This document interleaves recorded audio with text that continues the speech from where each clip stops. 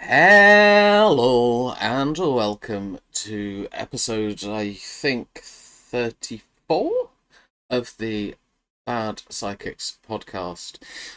This is our AFCON episode. We are going to be predicting the 2025 African Cup of Nations and trying to decide who will be basically world champions because, as everybody knows, Africa is the strongest of all the federations.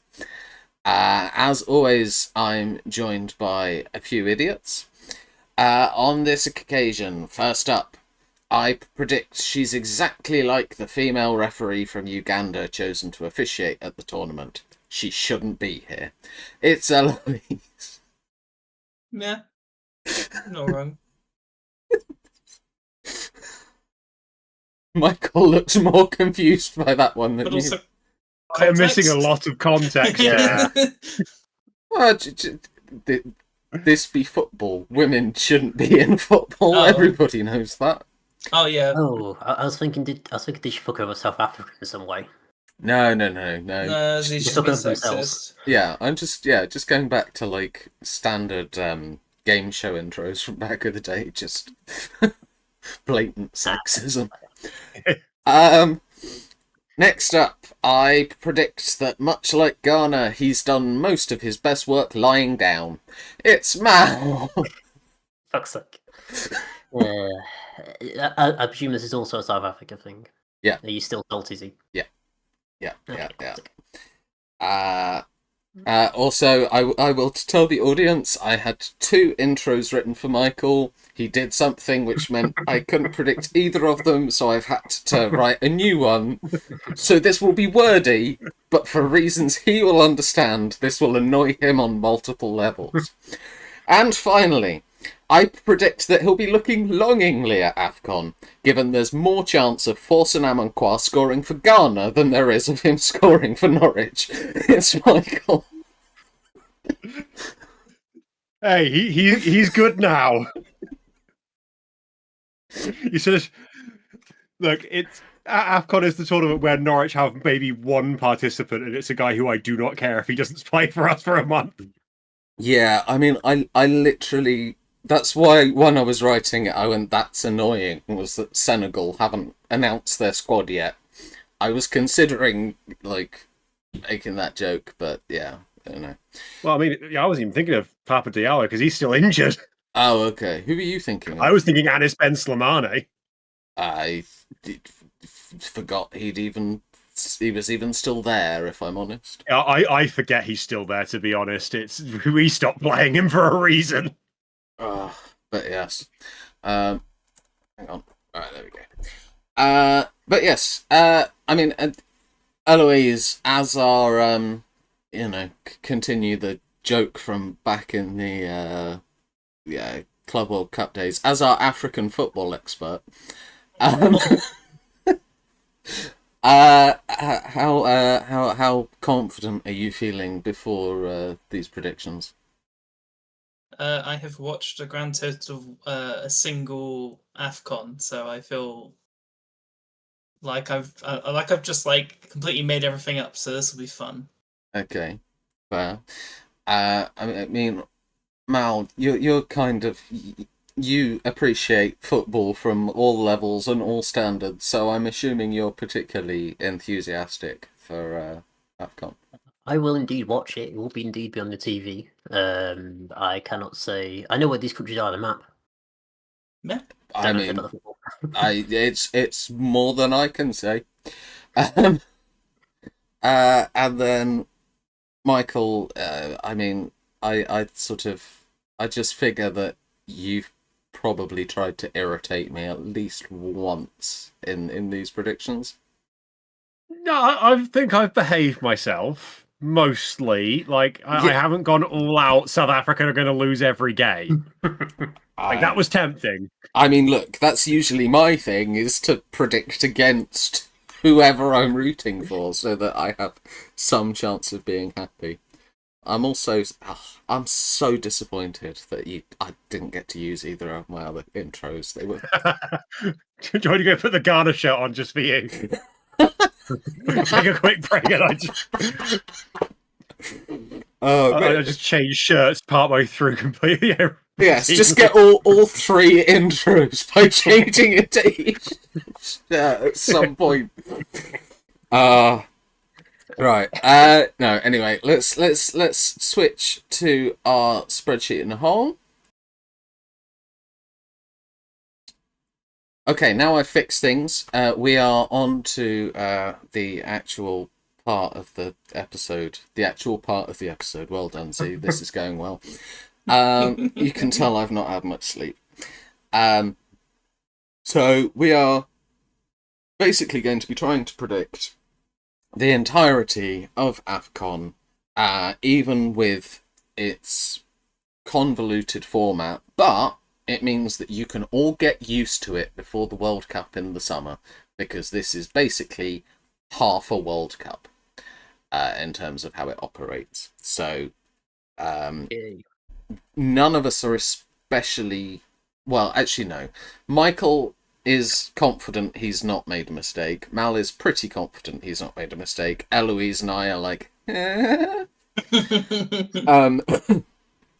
because... Eloise tends to make cock-ups, and my brain isn't braining. Oh, for God's sake, stop giggling at that as well.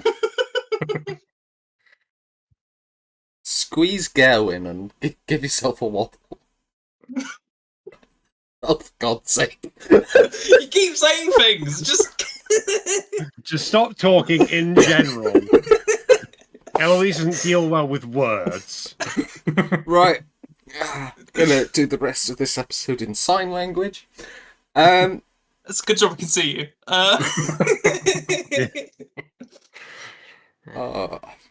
I hate this combination of people. I wonder why. Right.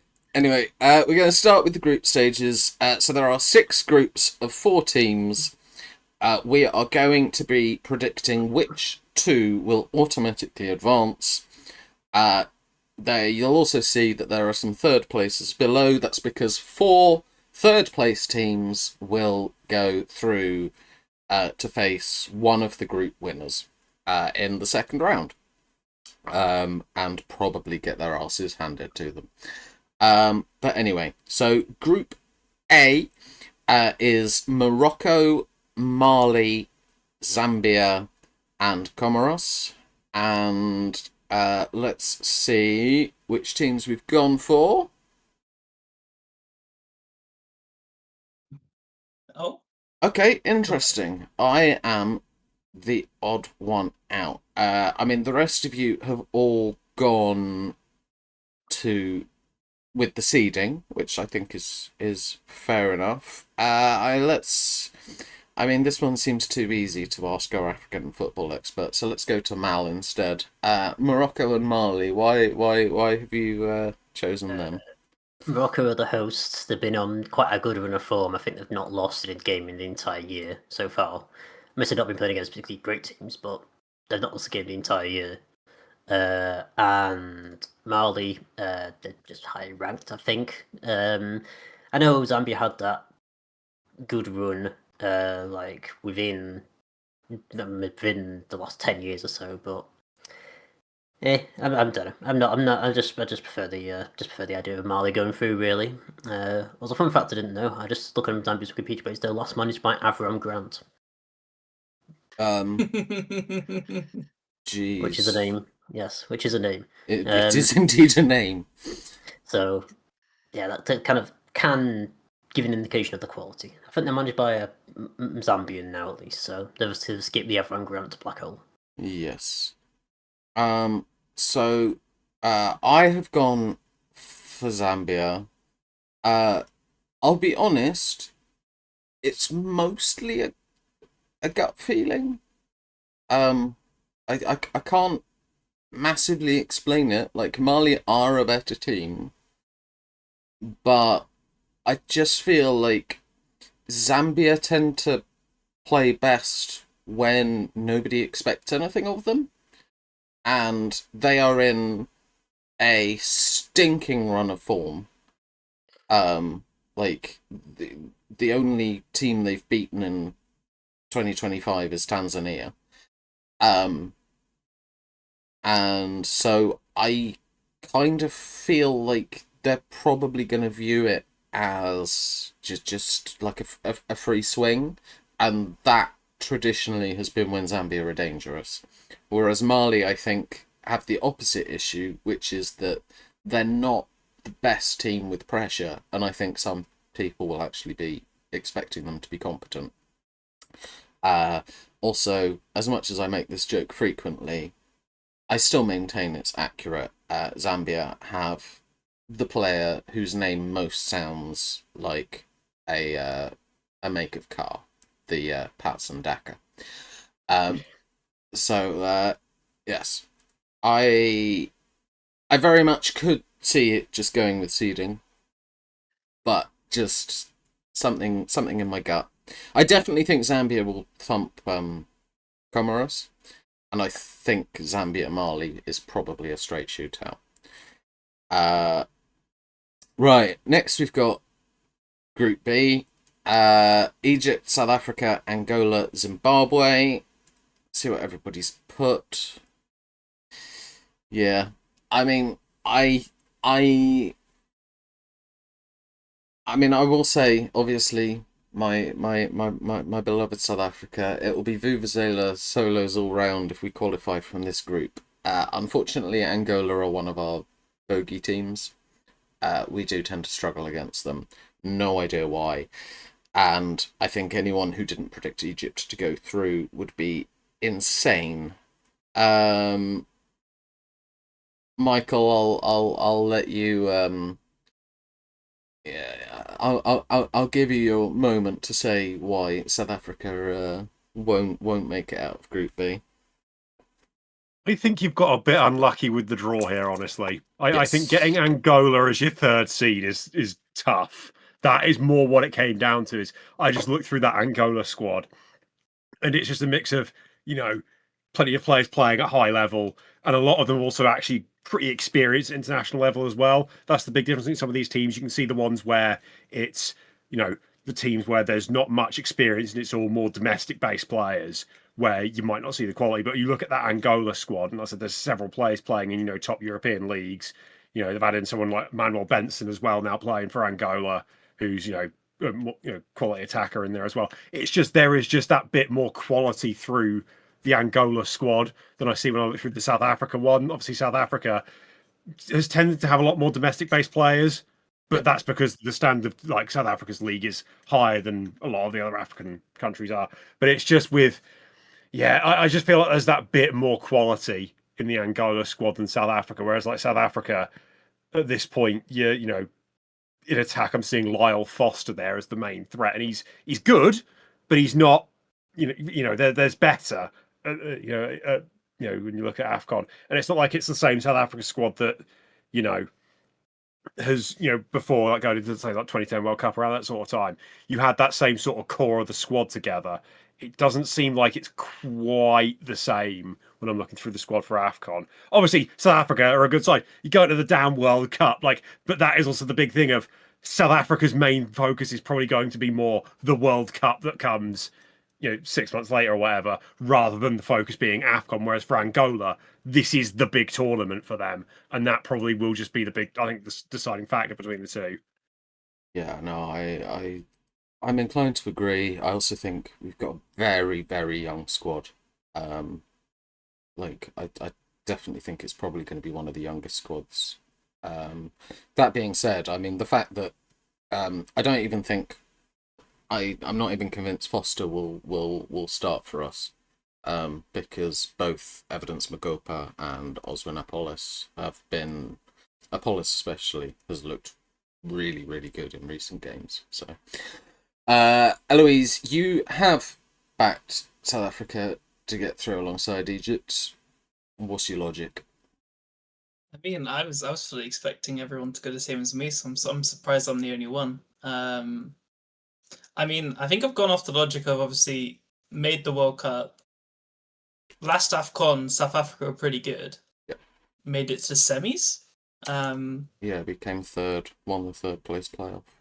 Yeah, and we're quite competent, despite even then having like a very domestic team. Yeah, I think I'm mainly going off of, like, I looked at rankings, I kind of looked at recent games as well as just vibes, and I don't know. A lot of my picks also kind of went in the trend of seeding. I didn't do that on purpose. It's just how it fell. So yes, I very much have it by seeding. But yeah, I reckon South Africa have a chance. I think everyone including Z is just being pessimistic. I think it'd be fine. I very am. Look, my logic with when it predicts things that I actually care about is I will be as pessimistic as humanly possible, and then I will be pleasantly surprised if it goes wrong, and if I'm happy to be wrong, or at least if I'm right, I get points. Yeah. But yeah, okay. Let's move on to Group C. Group C is Nigeria, Tunisia, Uganda, and Tanzania. See what everybody's gone for. Yeah, not a huge surprise. I definitely think arguably the easiest group to predict. Everybody going Nigeria, Tunisia. I mean, Michael, as you're wearing sort of a Nigerian top, I'll let you cover Group C. Yeah, I mean, it's on paper, it is the like clearest divide between the top two seeds and the bottom two seeds. You know, Nigeria, Tunisia, two countries that are regularly going to World Cups, regularly playing at, in the latter stage of AFCON. It's also a case of, in Nigeria's case specifically, having missed out on the World Cup. Holy hell, have they got a point to prove? This is supposed to be like one of Nigeria's like big like golden generations essentially, and you look through that squad, you can see why. There's a hell of a lot of talent in there, and the fact they're not going to the World Cup is a bit, to say it's, I was going to say it's a bit of an underachievement. It's a massive underachievement. That's a squad that should be going to the World Cup. Like, they should be qualifying at least, and the fact they haven't means that they really have to prove something here.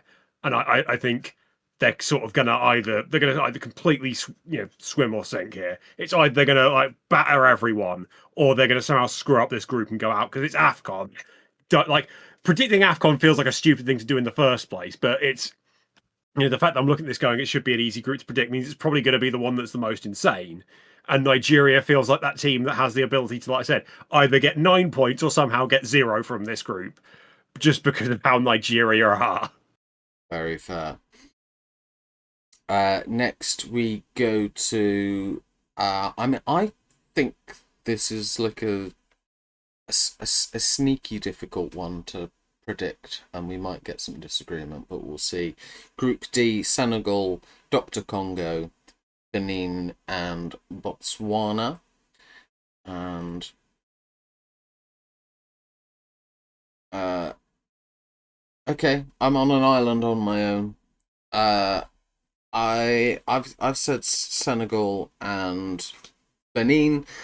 For me, we as in South Africa have just been in a group with Benin, and we needed Nigeria to beat them in the last game to have a chance to qualify for the World Cup.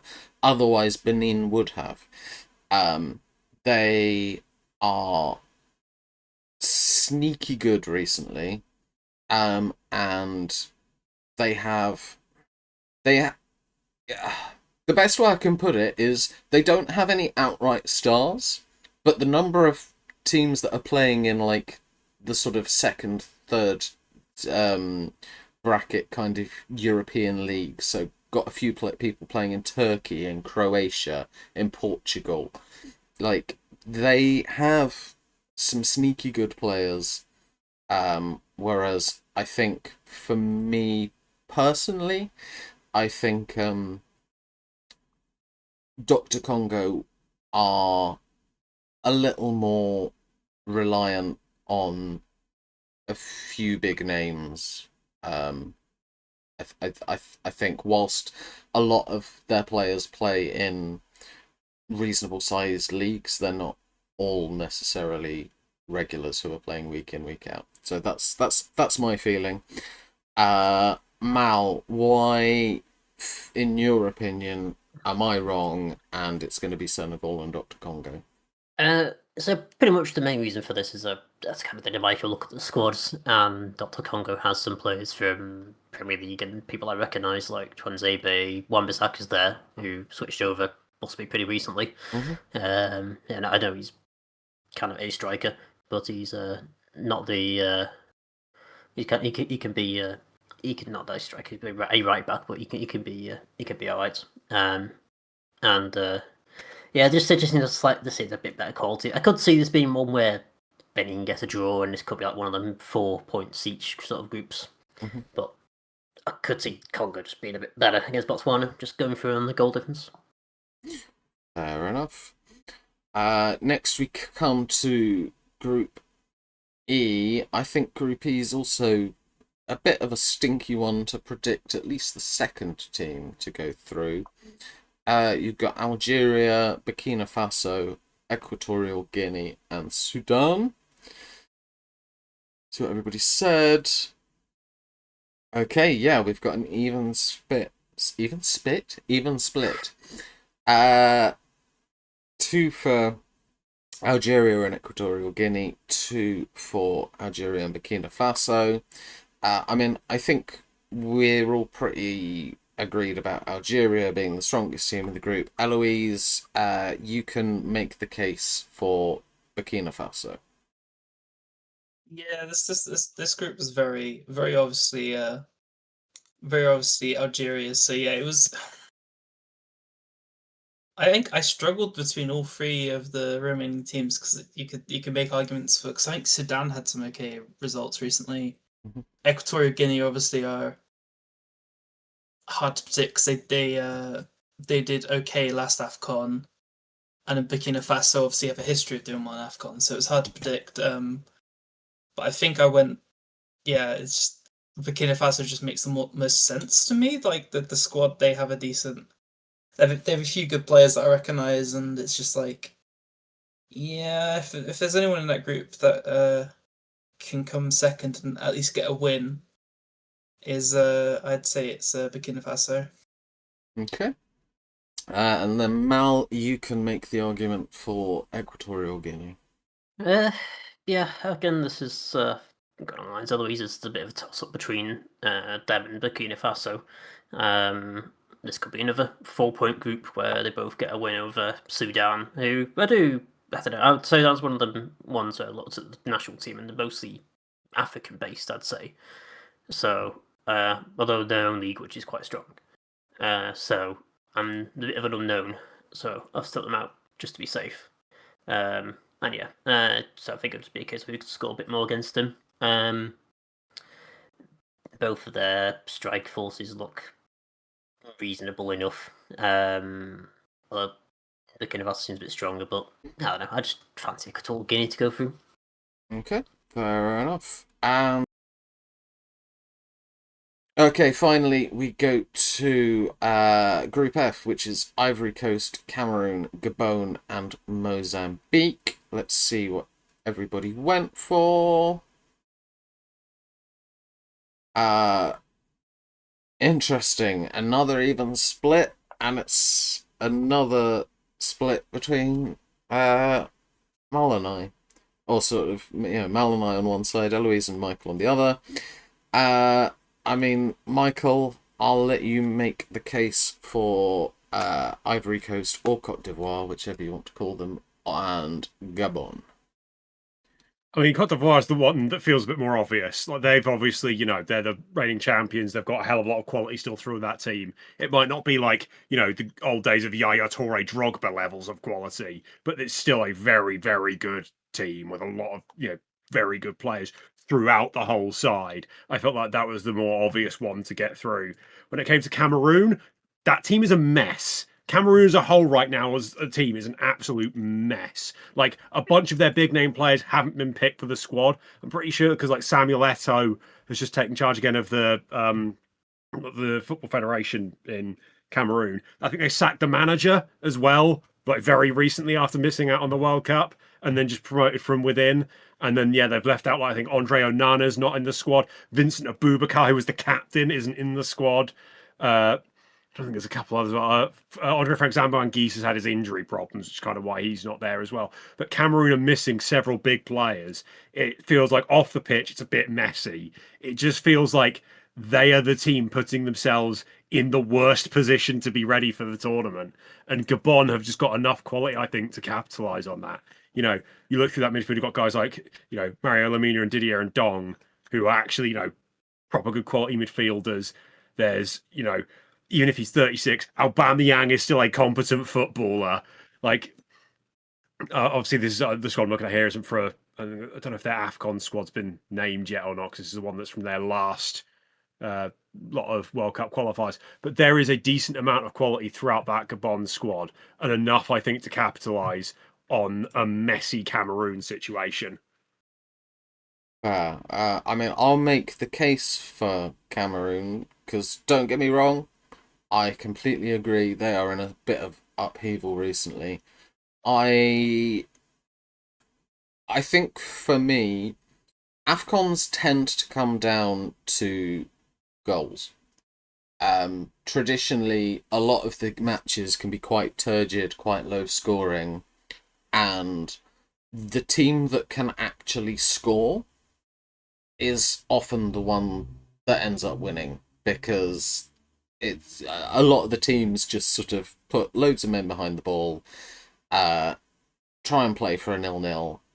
So you need a team that can actually break through. The amount of strength that Cameroon have in their forward line, they've got, the obvious one is Brian Mbeumo, but they've also got Frank Magri from Toulouse, Danny Namaso from Auxerre, Patrick Soko from Almeria, Carleta Iong from Levante, and the young fella from Bayer Leverkusen, Christian Kafane, who I've seen a few people raving about. So I just think there are goals in that team. I think even if everything else is a little bit messy, I do think they will have goals. They've also got Baliba from Brighton in their midfield, and I think he's a very, very useful looking player. So for me, it's Cameroon, but I wouldn't be surprised to see Gabon go through. I should say, I've noticed that Cameroon squad as well is actually really inexperienced. Like, there are only 3 players in that squad with more than 30 caps. Yeah. Like, losing someone like Vincent Abubakar is that is a big hit, to suddenly lose, 117 caps and 45 international goals. Like, I'm pretty sure he's got more international goals than the whole squad combined. Yes, I do. I think that for me personally, that can go either way. Sometimes, like, you talk about the arrogance of youth, and so there is a little part of it which I do go, either they struggle because there's not much experience, or they don't feel pressure because they're too young and inexperienced to feel that much pressure, and so they go into it, take a free swing, and like I can see them being like the entertainers of the tournament, potentially. Third place sides now. So this is, we're each picking 4 teams that we think will come third in their groups. So this has the potential to be a complete mess, but we'll see. So third places.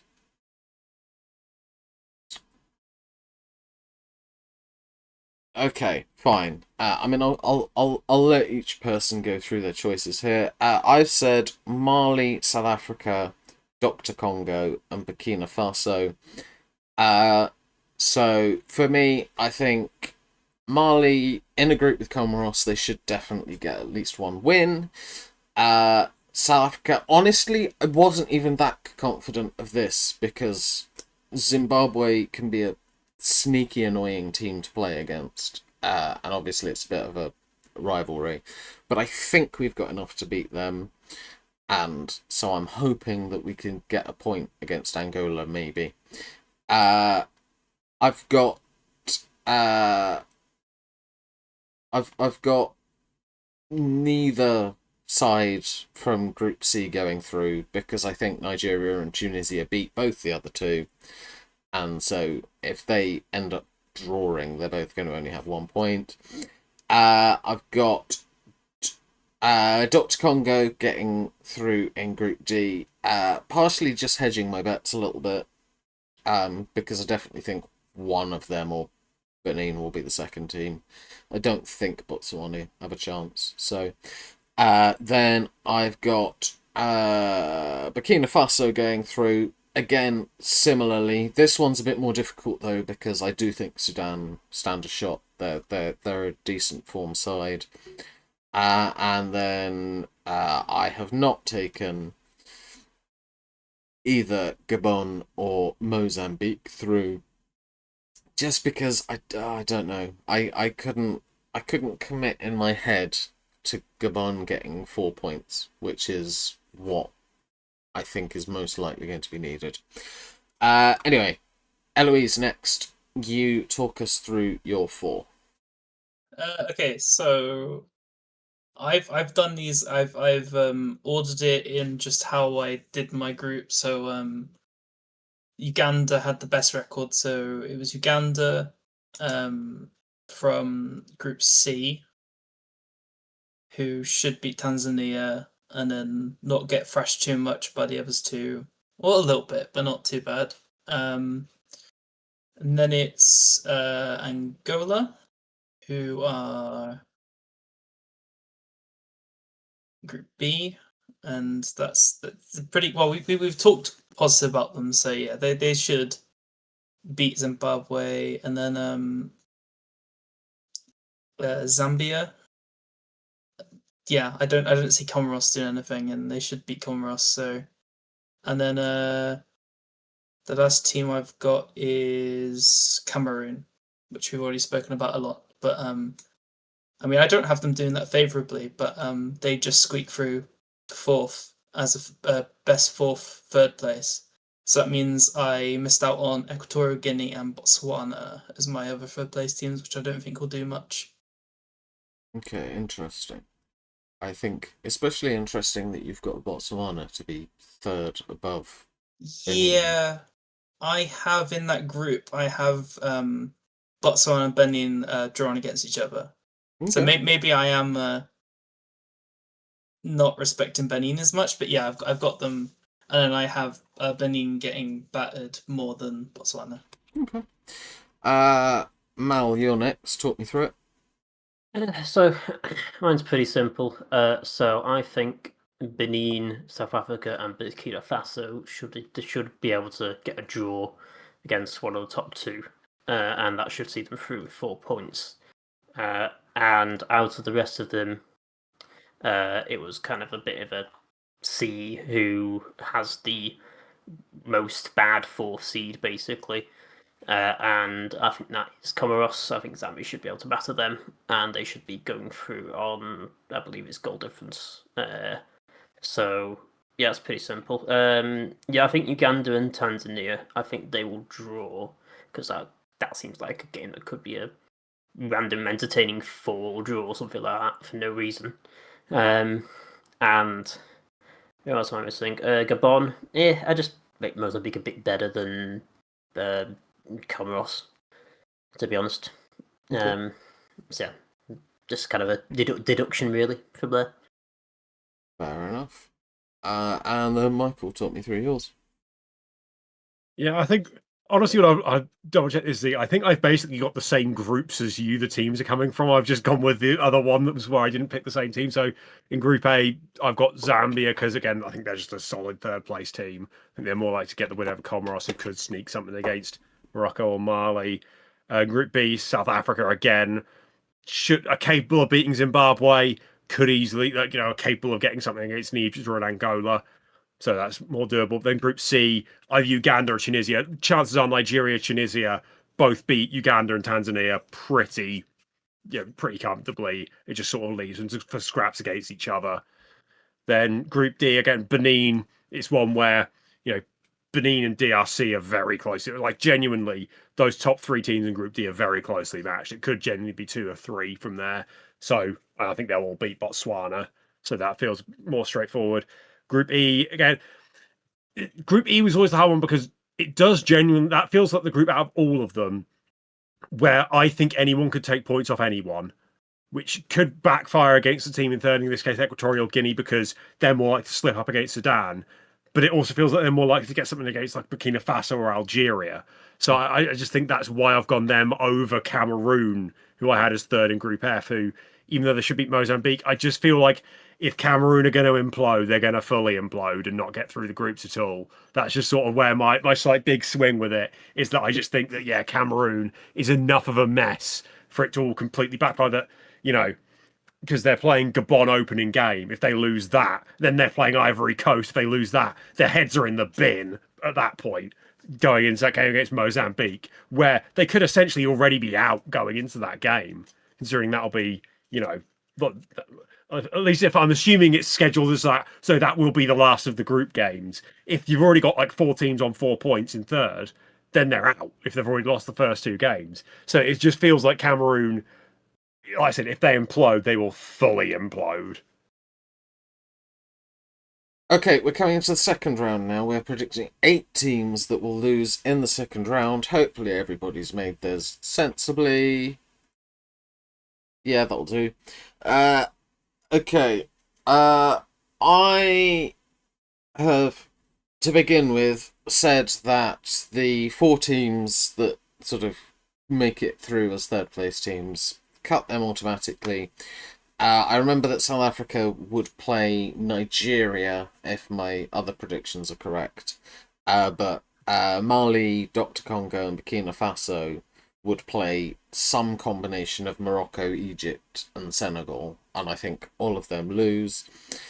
Then we have Tunisia, Equatorial Guinea, Angola, and Benin.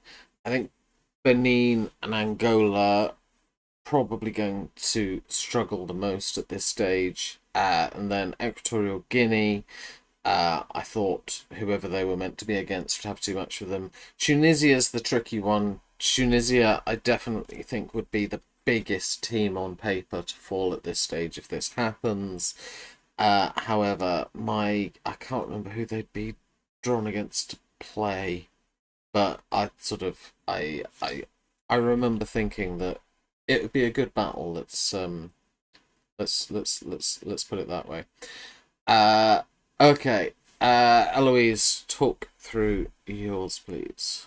So I like to preface this with I've gone kind of sensible with some of mine, but I think I've got 1 or maybe 2 shocks, but it's mostly like sensible in the way of I'm hoping I get it right, because AFCON's really unpredictable and chaotic at times, so I think this is gonna be very wrong. But so I have, in the first game, Tunisia beat Mali, so Mali is there, and then it's Cameroon, who I think will be beaten by Senegal. I got Zambia beaten by Egypt, which feels pretty obvious to me. Burkina Faso being beaten by Ivory Coast, which also feels pretty obvious. I have Gabon losing to South Africa. So I think I might be the only one that has South Africa even. Yeah, I'm the only one that has South Africa through to the quarters. And then I have Morocco beating Uganda. The biggest shock for me is I have Algeria losing to DR Congo, which I think that's a really tough game, and I think DR Congo at the moment seem pretty good form, and I just feel like it would be a good enough shock, and it would make sense. And then I have Nigeria beating Angola. Okay. So does that mean DZA as Algeria? Yes, Okay. I used the official 3-letter country codes. I didn't know enough of them, so I just went for what seemed logic to me. Yes, that's Algeria's. I don't know why it is. It's probably the official name of Algeria. Yeah, I don't know. All right. Mal, coming to you next. Talk me through yours. So, I kind of did a bracket like always. I had the round of 16, Mali versus Tunisia. That could be a close one, but I think Tunisia should be able to get Mali out there. Dr. Congo v Burkina Faso, again, could be close. I think Dr. Congo just have a bit of a extra squeeze to get up Burkina Faso. Had Egypt versus Zambia as well. Egypt should win that pretty comfortably. Cameroon, Equatorial Guinea, another close one, but I'm gonna have Cameroon just about to squeeze out, maybe penalties. Angola versus the Ivory Coast. Ivory Coast should win that. Morocco versus Benin. Again, Morocco should win that comfortably. Algeria Senegal, I was very much not sure which way to go. That's like a very, very tough draw for Algeria, who had won their group and then got a very, very probably the most difficult second place side. But I've decided to put for Senegal. That could easily go either way. And Nigeria versus South Africa. Unfortunately, that means you're going to get battered. I think we'd get battered. Like we didn't. I don't think we lost to them in our World Cup group, but I do agree they're probably favourites. Michael, finally. Yeah, so I have my bit of paper with the bracket on, so I can remember what I did. So yeah, I had Mali beating Tunisia is probably one of the slightly more tricky ones that I had to call.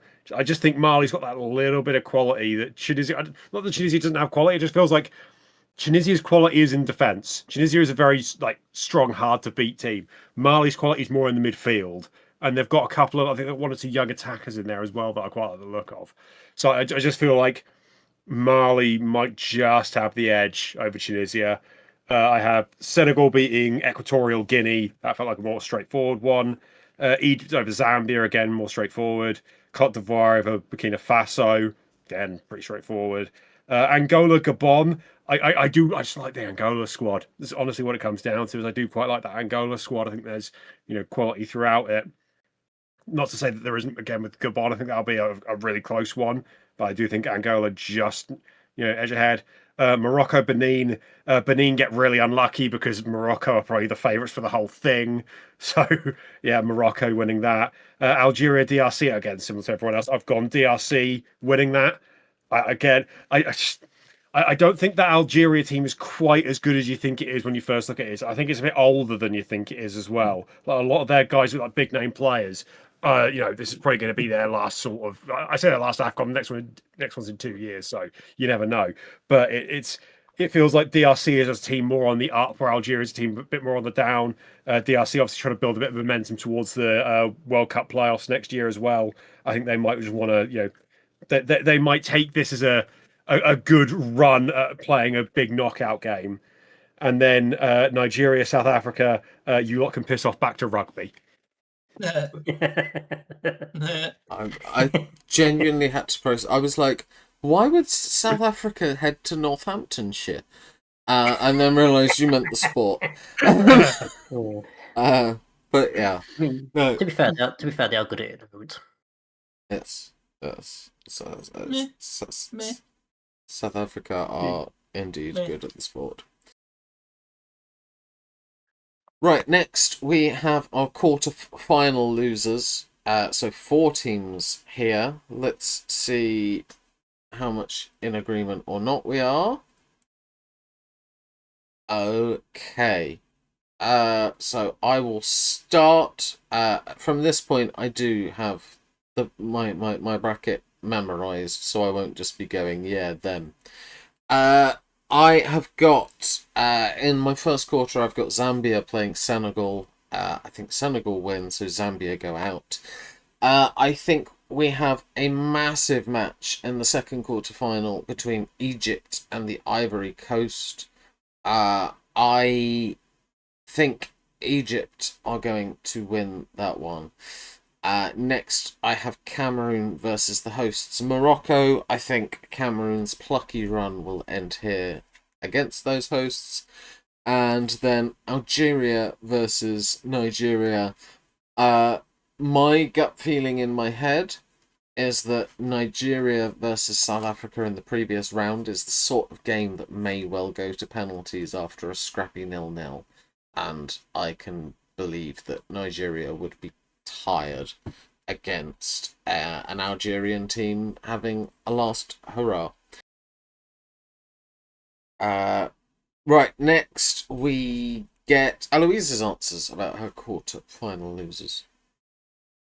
Okay, so the first quarter is Tunisia versus Senegal, and I think Senegal will have too much for Tunisia, as I feel like they had a better team, and as I said earlier, Tunisia is just a bit too doesn't have as much like attacking quality as some of the other teams. The next one's a very big matchup, which I have completely opposite of Z, which is Egypt Ivory Coast, which I have Egypt losing to Ivory Coast.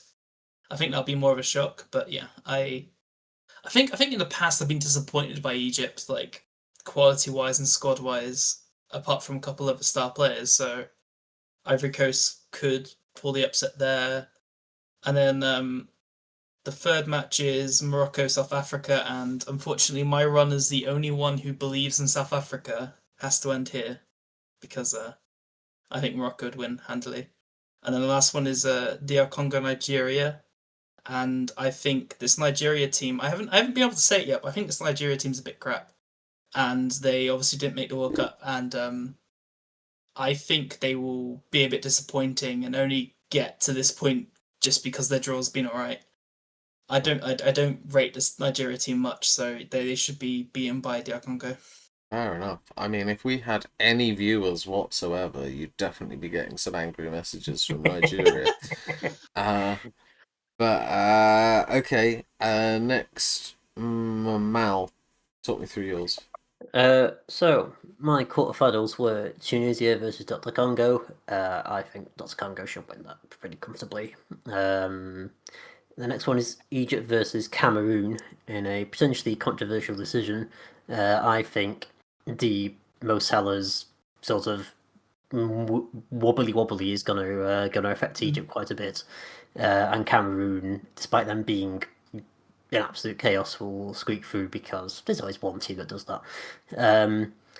Then I do have a big game, but not that big game. Ivory Coast versus Morocco, where I've got Morocco again going through that. That'll be quite close. Probably just home crowd advantage. We'll see them through that. And then Nigeria, Senegal. Not going to be as comfortable as Tunisia, Dr. Congo, but I think Nigeria should win. All right, on that one. Okay. And finally, Michael. Yeah, so I had was it Mali Senegal was my first quarterfinal. I think there's just a bit too much quality in that Senegal squad for Mali. Then I also got to Egypt, Cote d'Ivoire, and that Egypt squad is a bit reliant on Mo Salah, and if he's not at his best, they might not be able to beat a team with the quality of Cote d'Ivoire. Like that Egypt squad is the vast majority is based in Egypt, which of course is like one of, if not the highest quality of all the leagues in Africa. So you can tell why they do well. But like that is a team that is going forward, especially it's Salah and Mamouche. They're the two big name players. And if one of those two isn't at their best, it's not just in terms of Mo Salah's ability to play football. If he's not at his best mentally to lead that team, it's not going to be the same Egypt that has been such a for ages now. Egypt's been a dominant force in African football, and if their like main man star, like leader and everything, isn't at his best to lead the team, it will have a ripple down effect on the rest of them. And I think that just opens the door for a team as good as Cote d'Ivoire to be able to come in and be able to beat them, because again they've got quality throughout that squad, and they've got the player, like Z said, if it becomes a shootout for scoring goals, there's quality going forward in that team as well. It's not just a case of they've got a few big name players in midfield. That is a full quality squad and capable of beating Egypt. Then game number three, Angola, Morocco. Again, I've said this, Morocco are the favourites. They're the big favourites for this tournament, really. It's on home soil. It was only a few years ago they were the first African team to ever get to a World Cup semi-final, and it's still a lot of the same players in that squad. They should be beating Angola. Like Angola beating Morocco would be the biggest shock of the whole thing to this point.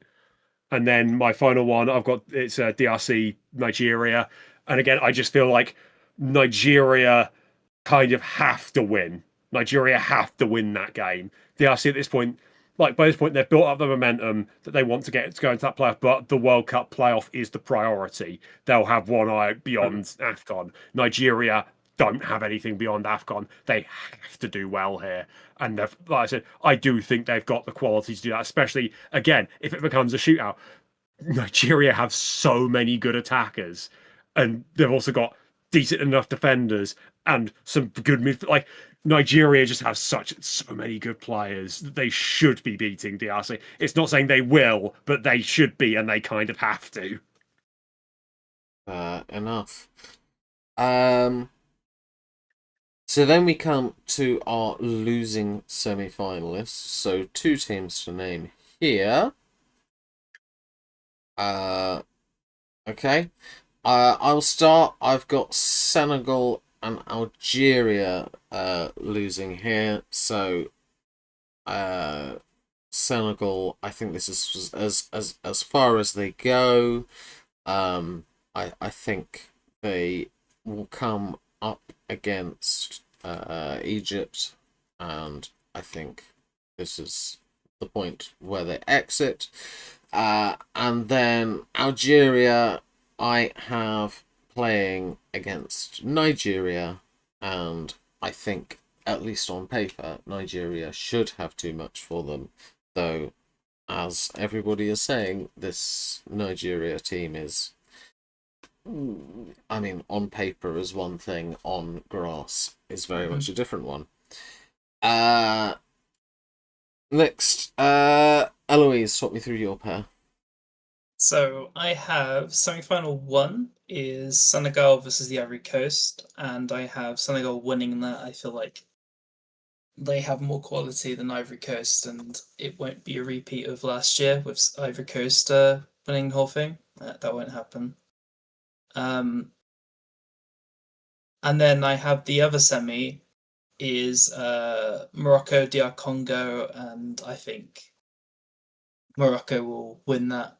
Very close game, but Morocco will win that. And also, I know it's not being we're not caring about this, but I think 3rd place playoff, DR Congo would win.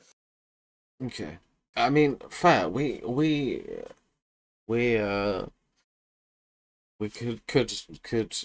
do 3rd place playoff. I tend to forget that it exists, even though we won it. Even though we won it last time, I just think 3rd place playoffs is stupid. It's pointless. Yeah. Like, They only count if South pointless. Africa win. I said at the time I didn't even watch that match. Like, to me, we were losing semi-finalists. We finished top 4. That was good. Anyway, Mal, you next. So my semi-finals ended up being Dr. Congo versus Cameroon, which I think could be quite close. Again, just kind of going on what Michael said with the Dr. Congo having a World Cup playoff, which I think they would consider more important. They might not have to eye on the ball, and Cameroon might again get a bit lucky facing off against a team that are maybe not all there. So Cameroon get through and continue their weird miracle run somehow.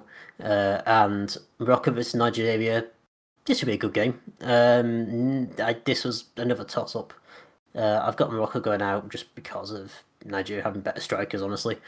And Morocco in the 3rd place playoff by like 3 goals, just because they get a consolation prize. Fair enough. And finally, Michael.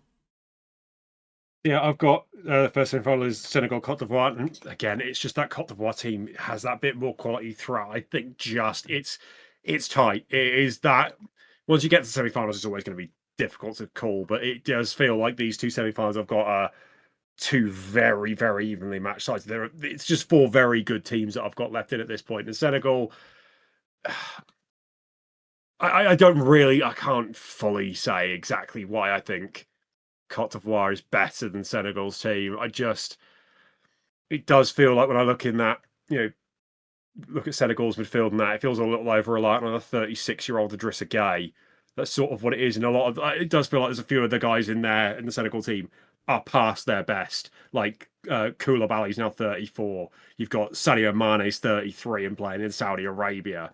Like, it feels like Senegal have a really good team a few years ago, Like, that's basically what it was. A few years ago, that Senegal team was really good, but now it just feels like a few too many of those players have passed their best to get all the way, not to be able to. Obviously they've got to the semi-final; they're a good team, but it just feels like Cote d'Ivoire. I just feel like a few more of their players feel like they're at their best now compared to Senegal. And then Morocco, Nigeria feels like the game of all of the pressure. That is just both sides will be under immense pressure to win that game. Nigeria, like I said, didn't qualify for the World Cup. I've banged on about Nigeria and what they need to do here so much, but Morocco, they haven't. I don't remember when it was. It's obviously they're the hosts. They're the team that just got to a World Cup semi-final. They're the big favourites for the tournament, but they've also not won AFCON for how long is it now? Is it 19? Yeah, I'm just looking this up. 1976 was the last time Morocco won AFCON. They've not even been to a final since 2004. Like, yeah, Morocco are way overdue winning this. They're the home team. They're the favourites.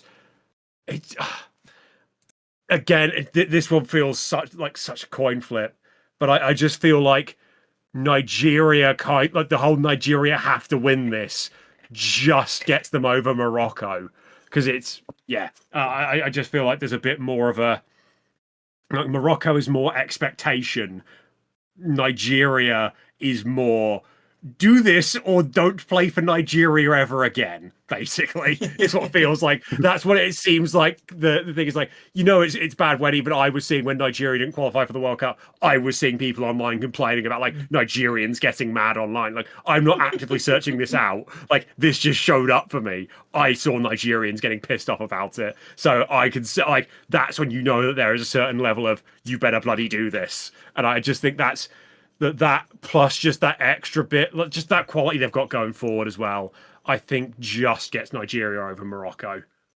Okay. And then you may well have worked out our finalists from all of that, so I'll reveal these at the same time, our losing finalist and our winners.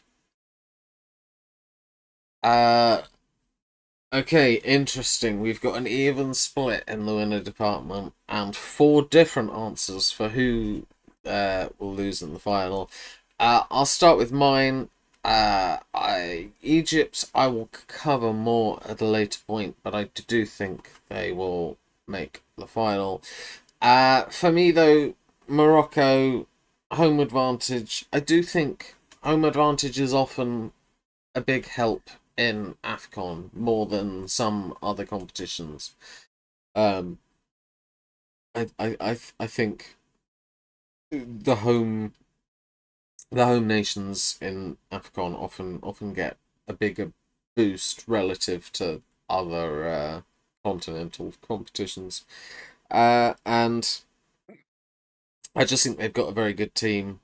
Yes, they haven't won in 50 years, but I do think if you look at it based on the last 5 years or so, they are very much trending in the right direction, and I expect them to have too much. Eloise, talk me through your final.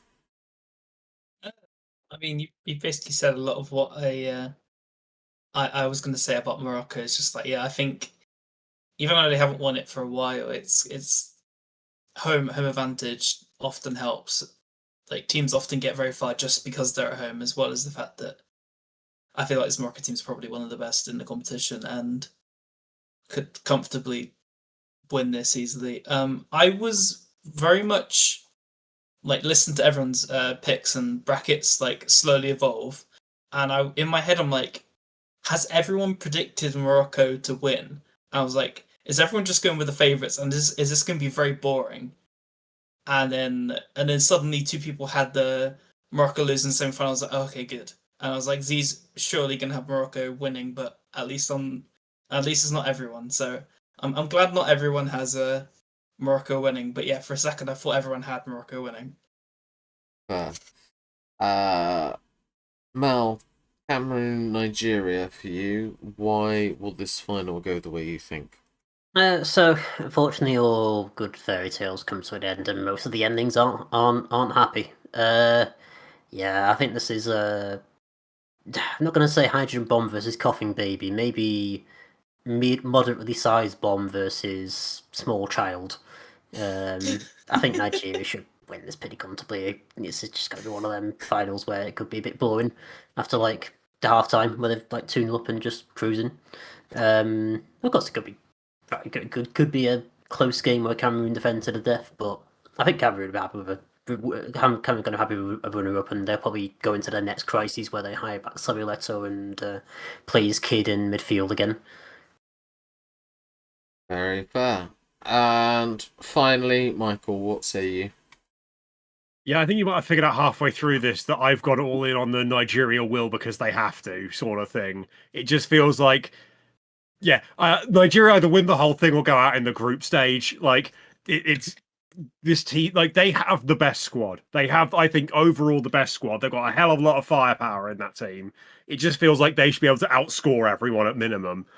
And it just feels like if they're going to get that far, they're going to do it. Also, I didn't realize until after I'd done the predictions, I've predicted the same final as last time, just the winner is different this time. I didn't actually look back at the last AFCON until after I'd done all this and went, sod it, it's for the story. It's Nigeria's revenge from 2 years ago as well. But yeah, like I said, it's just Nigeria will, because if they don't, then I don't know how. Yeah, I don't think Nigeria is going to exist anymore. Just no more football in Nigeria if you don't win this. Oh, as a footballer, I just thought you meant as a country. Just Gonna get bombed. Yeah, no, the country of Nigeria will cease to exist. yes, I was very, very, very confused. But anyway, fine. There we have it. That is how we are expecting the entirety of AFCON to go down. Let's now switch to our miscellaneous screen, where we will predict some random nonsense and see what we come out with. First of all, we start with total goals, which is obviously one of Eloise's favourite numerical questions. So this is how many goals will be scored in the entire competition. Oh wow. I mean, I've gone low. I've said 106. In 2 of the last 4 AFCONs, the number of goals per game has been below 2 per game. So I've gone marginally over, but I'm not, like, I don't think it will necessarily be huge. Mal has gone 112, Michael has gone 114, and has been prices righted by Eloise, who has said 115. Eloise, you've gone highest. Yeah, I random numbered the most, it seems. I think, yeah, it's lower than last year, so that was my thinking, is lower than last year, but more than other years. So 115 was just kind of fine. Fair enough. Next, another numerical one. We have average attendance. Get points for being closest to this or being within 1%.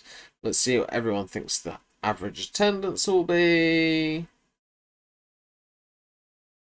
Interesting, major variance. Mal, you have gone lowest. You've said 28,438. Any particular reason? I've looked through some of the older AFCONs. Some of them didn't have attendances, so hopefully they publish attendances this time. Otherwise, this question will be a bit difficult to answer. Last time was about 21k. So that was obviously in what was it in Cote d'Ivoire. Cote d'Ivoire. Yeah, it was Cote d'Ivoire. Yeah. But this time they're not doing double headers at stadiums, which would obviously inflate the attendance of the first game as well as the second game. Say if Morocco were playing, it would inflate the attendance of the first game where people turn up early and watch the Mali and Zambia, for example. And in other times where that's happened, the attendances for those other games have been quite low. We're talking like 5,000, less than 5,000.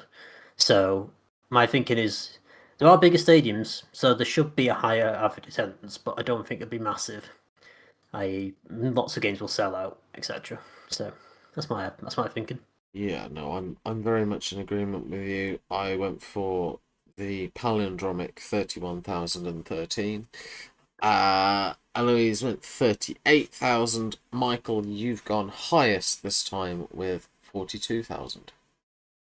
Yeah, I didn't look that much into it. I looked at how big the stadiums were. I looked at most of them being like 40-something thousand. Just went, sod it. 42 is the answer to life, the universe, and everything. Just times that by 1,000, and that'll do. It's technically possible. Fair enough. Next, we have extra time. This is how many of the matches at this competition will end up going to extra time. See what everybody says. Okay. I mean, Eloise, Mal, and I are all saying 6. So basically, we are either all getting points or all not getting points. Because I said, as I said earlier, for me, quite a lot of the games end up being like 0-0s or 1-1s. So I can see of the 15 games, I think I even considered going higher, but I thought 6 was about as high as I could afford to go. Michael, you are on the low end this time. You've said 3. This may be one where I'm now questioning whether I understood the question fully or not. Because Okay. I'm not entirely sure if when I was thinking this through, does games going to penalties count in this number as well? Yes. Yeah. Yes. Because there's a chance my brain split it, in which case we very nearly, like, I'm committed to the answer now. We very nearly all answered the same number here. Interesting. I mean, you're sure you I'm want sticking to the number. I'm Okay. sticking to the number now. I'm not changing it because I'm not putting it the same as everyone else. Fair enough. Well, I mean, we know how many games Michael thinks are going to penalties. Let's see what everybody else says. Okay. I mean, Eloise and I have said that of the 4 games going to of the 6 games going to extra time, 4 of them will go to penalties. We've been prices righted on either end. Mal, you've said that 5 of the 6 will go to penalties. Any logic? So I looked through the last tournaments where they had 24 teams in them. On pretty much every time, 5, 6, or 7 games went to extra time, and then pretty much all of them went to penalties. Apart from maybe one of them. So I just subtracted 1 from 6, and I got 5. I don't know which one won't go to penalties. I'll just have a look at the thing. Sure, Mali, Tunisia, that will go to penalties. Someone will score a goal on that one. Okay. Fair enough. Michael, you've said 3. I mean, I guess at least your answer is what you wanted it to be for this one. You're saying This one's the right answer. Yeah, you're basically saying 3 out of 6. Any particular logic? Not really. Random guess. Okay, fair enough. Hey, come on, it's ended up working quite well because if there's like barely any penalty shootouts, I win. So Yeah. This is like everyone. Can we just finish all the games in 90 minutes, please? Like even if it's level, can you just like flip a coin, winner gets to score a goal for free. Problem solved. I get all the points as long as South Africa lose the point toss if necessary. I mean, I'd been waiting for him to come out with some anti-South Africa propaganda. It took him this long. Right, next we get to top scorer. Let's see what everybody's gone with. Okay, we have 4 different answers, which is lovely. I mean, I'll start. I've gone for En-Nesyri. I have Egypt making it to the final. I think he is the most kind of obvious choice as an out-and-out striker for me. I know that obviously Salah and Marmoush will be playing and attackingly, but I think I would expect him to be playing the number 9 role. And yeah, I think he'll score 4 or 5, and that will probably be enough to take the title. Eloise, you have gone for El Kabi. Yep. Ayoub El Kabi is Moroccan.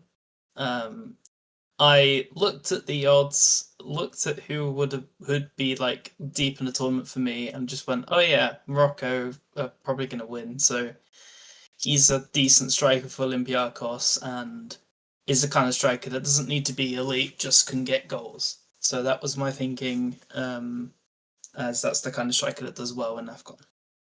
Fair, very fair. I will say, I massively confused myself in a way that we'd also be getting lots of angry letters if anybody watched this.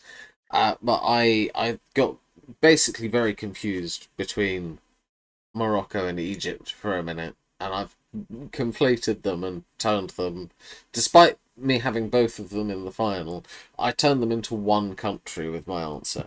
En-Nesyri is obviously Moroccan. Marmoush is obviously Egyptian. That confused me. I was like, wait, isn't En-Nesyri Moroccan? Because it's like that's the other option for Morocco. Yes. No, there is a reason that I got myself confused. I will explain it with one of the future answers. But yes. Mal, you've gone for Osman.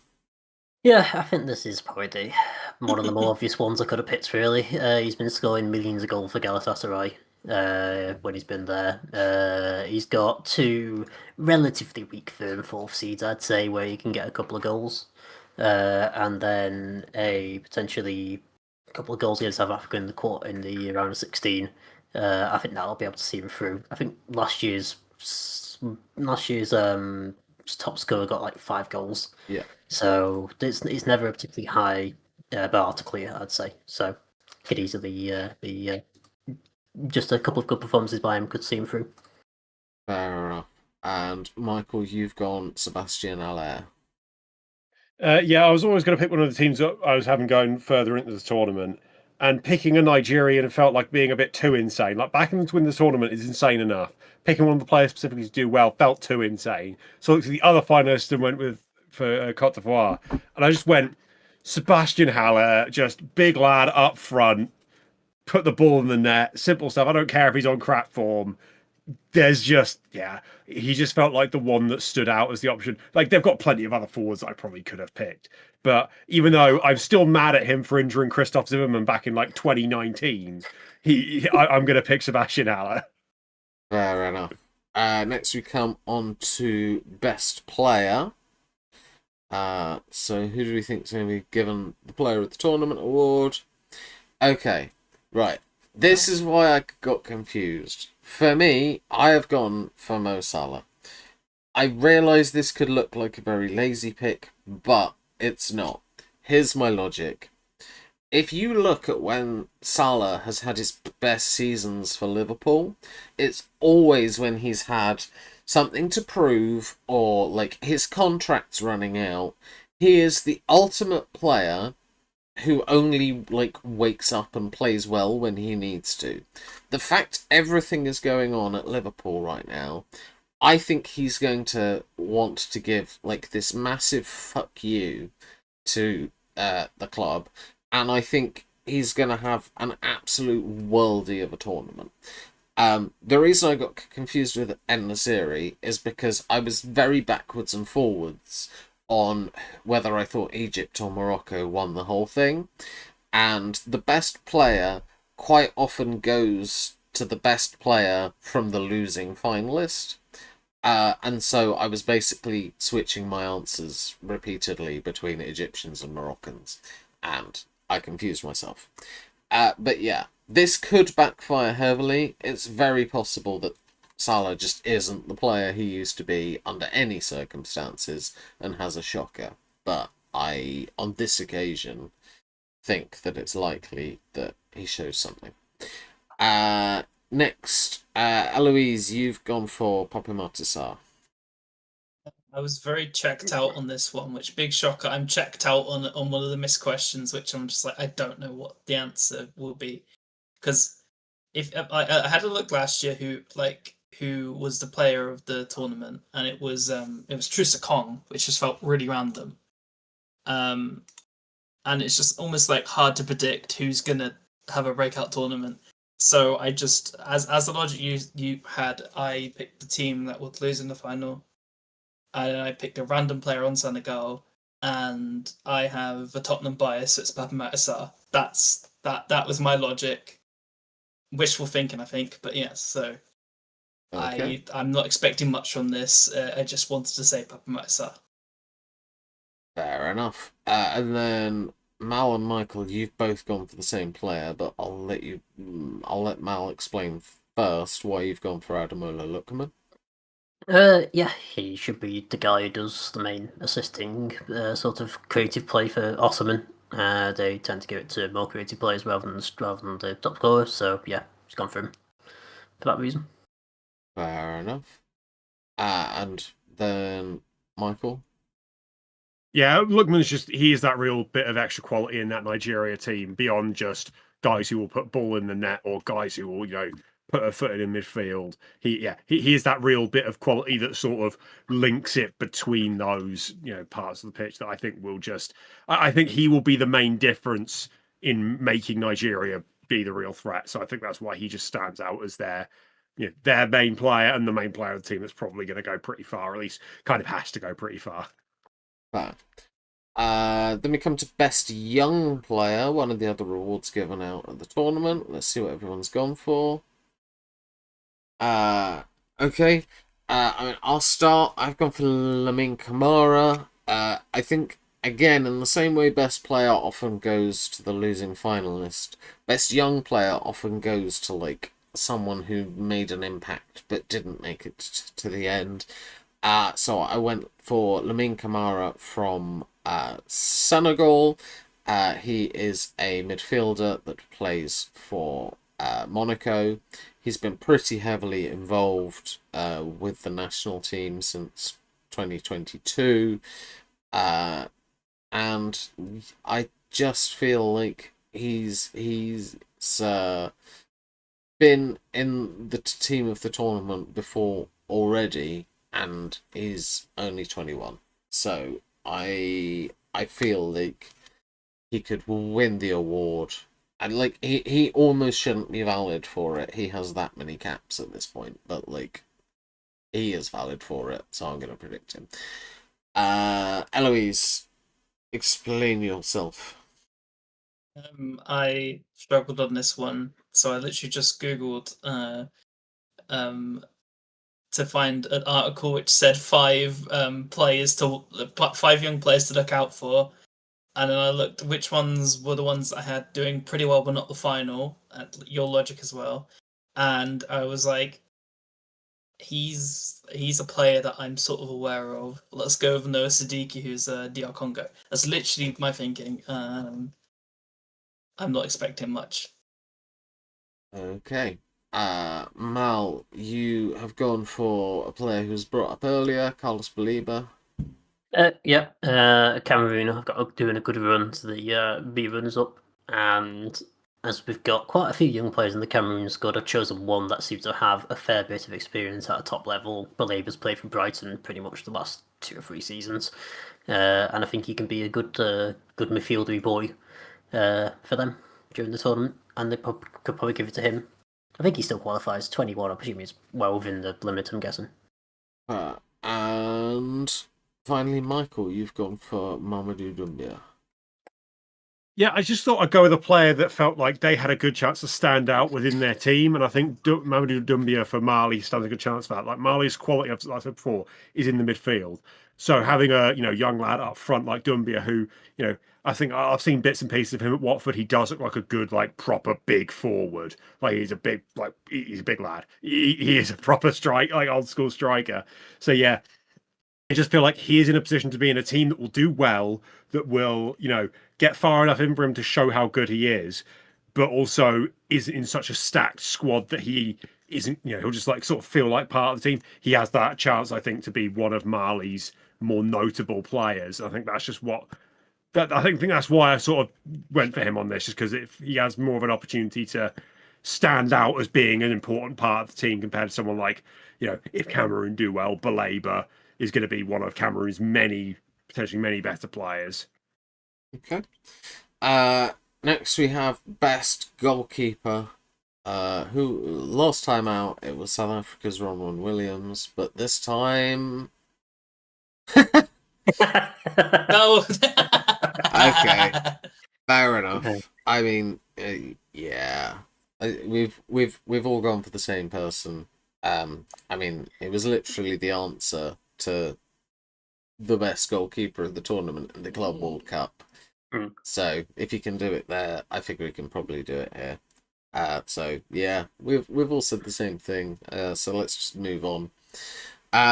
Predicting the referee of the final. Yay! Everyone's favourite. Just, it's become a bit at this point. So let's find out who it goes to. I mean, I love the fact that two of you have gone for the same answer as well. I said Peter Waweru, partially because I just find Peter Waweru's name very satisfying to say, but also because I was looking at officials from countries that didn't make the tournament. I was never gonna pick a Ghanaian, and so Kenyan Peter Waweru, I think he'll do the business. He's an experienced referee. He's been named as one of the 20 best in Africa for a long time. So that's my logic. I mean, Eloise and Michael, you've both gone for Amin Omar. Either of you particularly want to express strong reasoning why? He wasn't from one of the countries I had in the final. Yes. I made sure of that at least. But right now I want to go, can I change my answer to the Ugandan woman? Do you want to change your answer to the Ugandan woman? If I would have to change to the Ugandan woman, then yes. Yes. All right. We're not even saying her name. She's just Ugandan. I don't know. I C's didn't know there fault. was a Ugandan woman. Right. Hang on. Let me get her name, okay. and I'll change it for you. Her name is. While you're getting her name, okay, yeah. What's her name? Her name is Shamira Nabada. So you can have Shamira Nabada. Just double check out of respect that I've spelt that right. Yes, I have. Okay. So yes, you that's now your answer. Yeah. I can't wait for Uganda to make a shock run to the final and her be completely embarrassed. Okay, Mal, you've gone for another Omar. I assume this is a different Omar. This is a different Omar. This one is Somalian.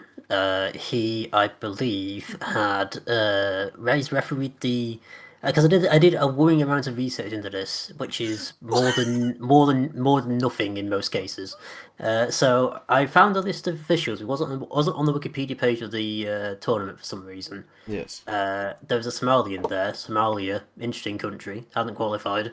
Look him up. He's actually a good referee. Refereed the last CAF Champions League final, and is the best referee in Africa for some CAF award or something. So yeah, he just seems like a sensible to go for. Plus Somalia, funny. The team's useless. They got a good referee. Very fair. Okay, fine. Now let's move on to always the most chaotic part of every episode, the bonuses. let's find out what everybody has gone for.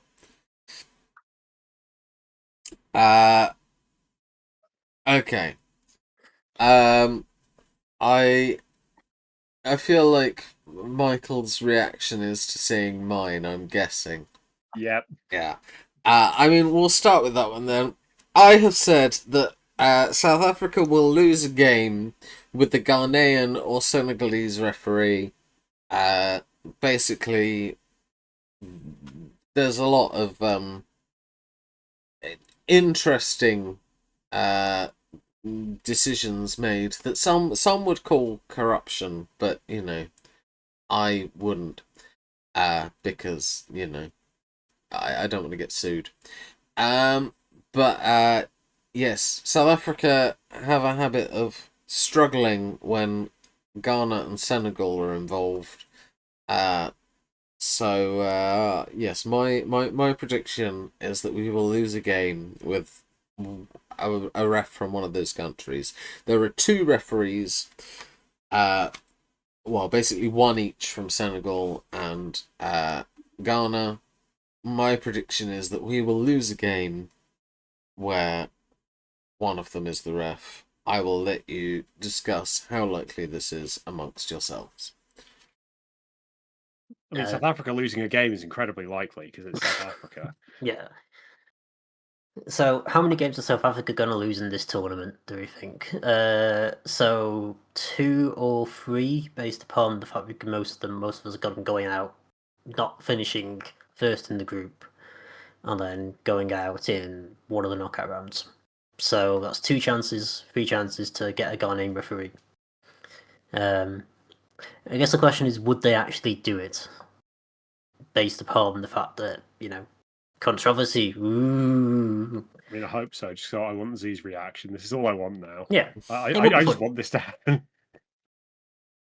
Yeah, how many referees are there? Like 40 something, isn't there? Total referees. I think 28 referees. Yeah. Okay, so it's a 1 in 14 chance, effectively. And there's a bit. You won't be facing Senegal in any of the group stage games. So effectively, it's a 1 in 14.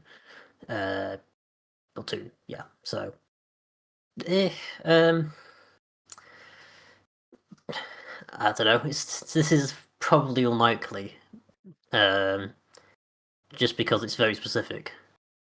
Yeah, it's the chance of getting one of those 2 specific referees is what's making it less likely rather than the South Africa losing part. Yeah.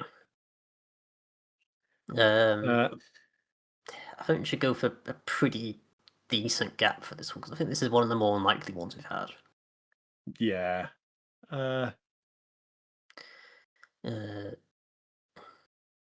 Any This suggestions? is why I'm always dreadful at coming up with suggestions, especially on the first one, because I have no sense of the scale we're doing today. Yes. Any suggestions, Eloise? Seeing as this is now your time to get back at Z. I fear saying if this is likely or unlikely, because it deals with controversy and politics that I have no idea of. So yes. I don't want to get a visit from some kind of secret service. Okay. Well, just have the others two getting a visit from Ghanaian, Senegalese, South African. just knock on our door. That is a good point. Yeah, so you'd also be getting a visit then. That's the case. Yeah, Jeffrey Schlupp's just going to show up and have you, clearly. Just randomly turns up to Stoke for no reason.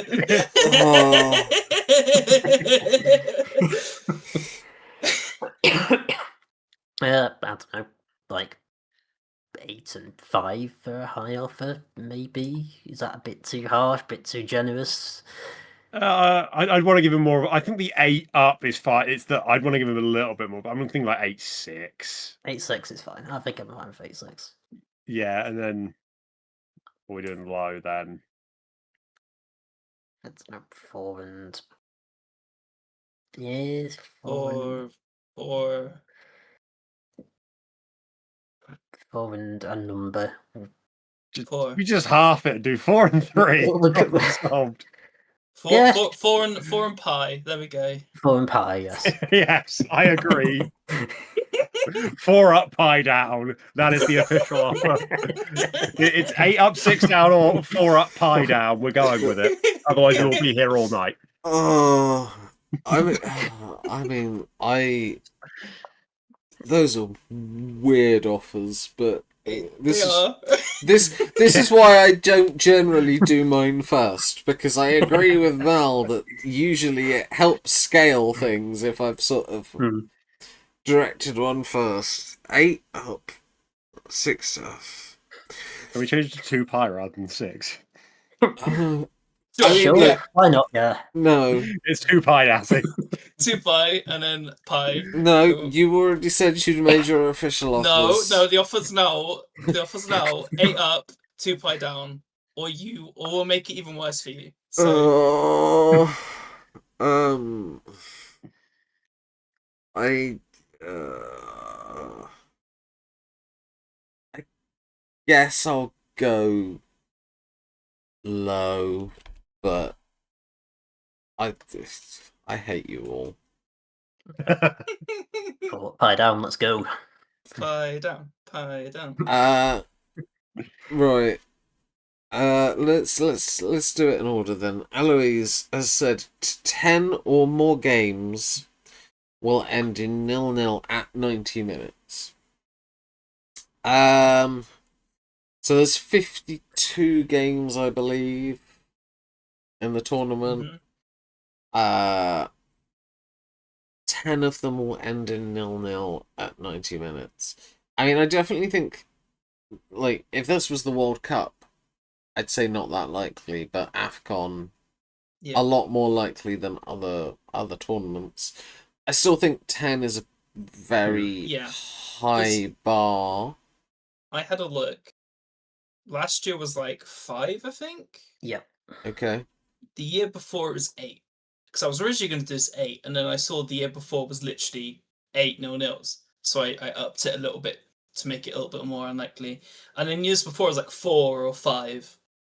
So it's a bit of a risk, but also, yeah, it's not that likely, but there's a chance, in my opinion. Yeah, I mean, in my... Oh, sorry, go on, man. Sorry, just a bit of a aside. I will say, if there's going to be 10 or more games with 0-0 and there's 115 total goals, that's going to be a lot of high-scoring games otherwise. Yeah. Or the goals come in extra time. If That could be true, yeah. So that's you know, we do have to include games that like end in extra time. So, I genuinely believe that this and mine are very similar likelihoods. So I'm almost inclined to just give the exact same offers. Yes! Sure, I'm happy to go with that because pi again. Yeah, all in on the pi thing now. So, yeah. That was Eloise, would you like 8 up, 2 pi down, or 4 up, pi down? Pi down! I always sit in low options, so it's pi down. Okay. I swear, after this episode, no more pi. I do not regret what I've created. I've got another great idea. Oh god. I'm thinking what his idea is going to be as well. I'm waiting for it to be some complex number. I was gonna say those two get. I was gonna say a factorial, but like that would be an even number and not be as. But anyway, Mal, you have said a Premier League player gets a long-term injury. This one is a little bit harder to quantify because it's obviously a little vague. vague.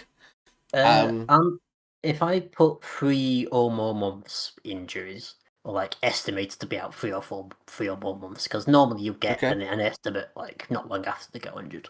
Yeah, I'm okay with that. Okay, so Yeah. you're saying 3 more months, and then with Premier League player, I'm going to like. What about, for instance, players who are contracted to a Premier League club, but they're out on loan somewhere? This would be a player who's playing in the Premier League this season. Okay, so I would say. they specifically have to be at a Premier League team Yeah. and in the squad. Okay, Yes. fine. I mean, I think this is more likely than Eloise and I's. I think it's marginally less likely than likely. So, if we were going normal, I'd say 6 and 6 is a high offer, and probably 3 and 2 for a low offer. But I'm awaiting the nonsense that Michael is about to suggest. Rather than 6, how about instead we would do something like 4 root 2? Sure, I'll have a look how much that is. I don't- Or we could do 5 root 2 maybe instead if we want to push it up. Yeah, 5 root 2 I like a bit more maybe. I don't know what that is. So, It's about 7. 5. So what's 4 Yeah. root 2? it's 4 root about 2 is 5 point. About 5.66. Yeah. What? Annoying maths. The square root of 2 is about 1.41. But then it's obviously it's an irrational number. So this is 5 root 2 up. What are we doing down? Oh. I feel the pain right now. Is it- 4 root 2. Sure, why not? Yeah, I always go for the high offer, so I'll go for 5 root 2, 4 root 2 to say you see you having to calculate more numbers. What the fuck is going on? Hey, to be fair, at least I didn't try to go to the imaginary numbers because I know that would just make it complicated as to wait, did they win or not? So Yeah. 5 root 2. 5 root 2 Yes. up. Four What root 2. down? I was saying 4 4 root 2. 5 root 2 up, 4 root 2 down. I'm just gonna let Michael score this episode. I'm not even like. I'm just. I mean, it could be. I mean, it was 5 root 2 up, 4 root 3 down, which is basically 7 and 7, but not quite. Oh my! It's technically slightly more up than down, but barely. Sure, whatever root numbers you fancy. I'm fine. This is all going over my head. I'm just letting words just happen. I don't do maths. Me It's neither. not like. Whereas they did. Yeah.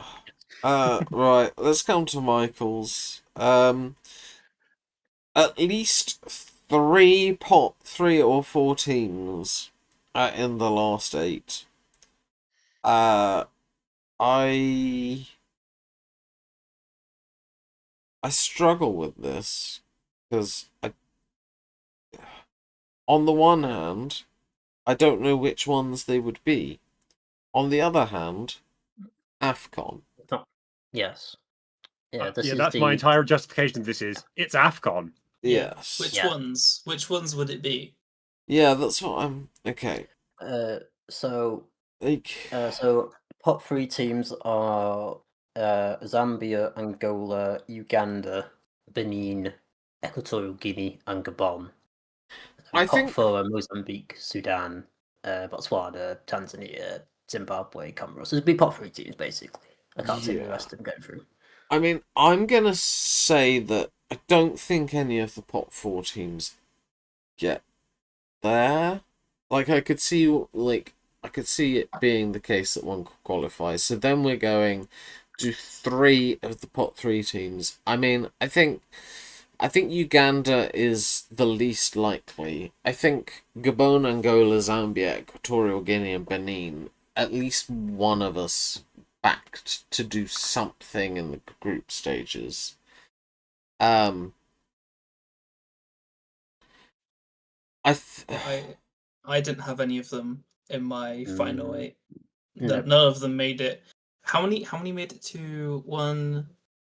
Well, there's always going to be a minimum of like 3, I think, 4, because of Yeah. the way that things work. I think mine has 4. Just by If sheer. everything went to seeding, you'd have 4 of the pot And 3 mine has teams 4. in the round of 16. You'd only ever have 2. Like if you went to seeding, only 2 pot 2 teams would make the last 8. Yeah. I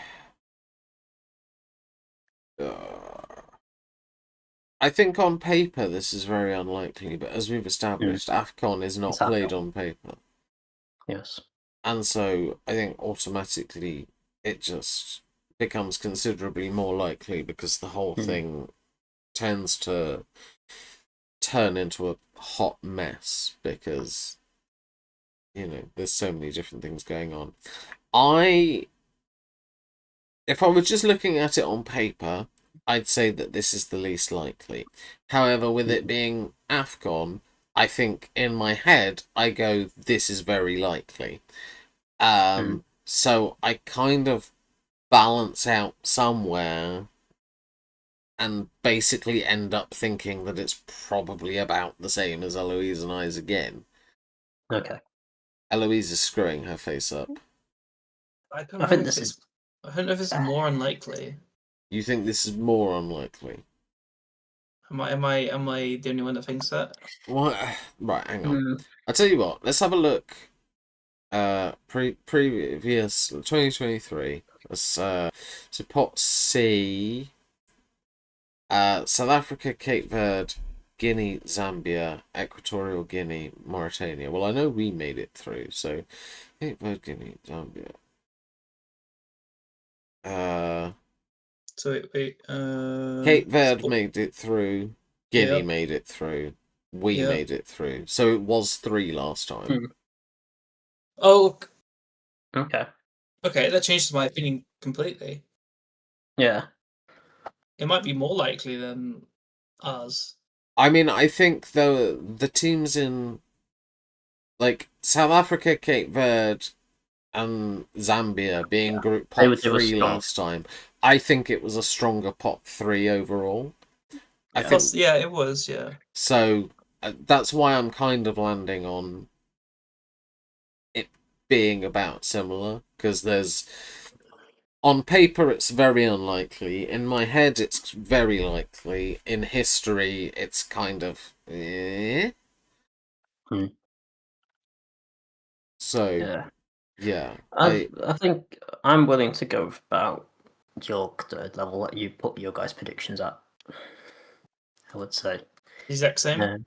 I mean, the alternative is we do the same as Mal's, because that was basically a 7-7. So if you feel more like it's a 7-7 over an 8-6, Eloise, I'm happy to do either. Okay. I now have completely neutral in my opinion. I think it's probably the same, maybe. The same as which? Ours or Mal's? Ours. Okay. Fine. In which case, yeah, Michael. Okay. Our offers. Can I suggest a complicated math offer? Oh yeah. Can I get a special irrational number, please? Okay, so we're gonna offer you, as a high offer, 7 up, 2E down. That was exactly where my brain was going. Was we're going to use E here. And low offer will be 3 up, E down. I always take the high offer. What's E? I don't even know what E is. What's E? It's the about exponential. 2.7. Yeah. Why is it 2? Because it's the exponential number. Yeah. So you're taking 7 up, E down, just to 2E confirm. 2E down. 2E 2E. down. which is about 5.4. Yeah. TUI, the holiday makers. Yeah. Oh, I hate this so much. I love how we've turned, Z getting to talk about African football forwards into maths. Yes. Chaos. Yay. I'm literally introducing a rule after this episode that we are dealing Integers only. in integers. Integers only, yeah. All right, fine. So, Eloise and I taking 4 pi. Then Mal taking 5 root 2, 4 root 3, and Michael taking 7 up 2e.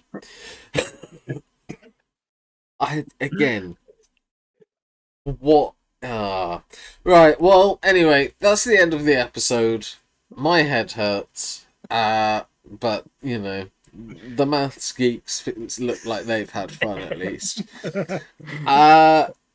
I mean, we'll see how this actually goes when the tournament starts. We're recording this on the 8th of December, so we'll see if any major changes, like someone goes nuts and names all uncapped players in their squad, because not all the squads have been released, because it's AFCON and everything's stupidly last minute.